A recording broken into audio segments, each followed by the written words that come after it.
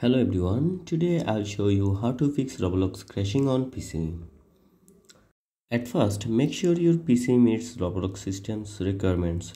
Low RAM or outdated graphics can cause crashes.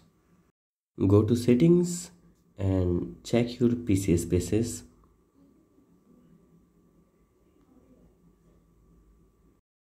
Next, update Roblox and your graphics driver. Go to device manager, find your graphics card and right click and select update driver. Clearing the Roblox cache can also help. Press Windows plus R, type local app data. Click OK.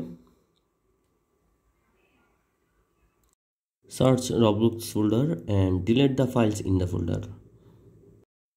If all else fail, try reinstalling Roblox. Uninstall the game from control panel, then download the latest version from the Roblox website. That's it. With these steps, your Roblox should run smoothly. Happy gaming. Thanks for watching.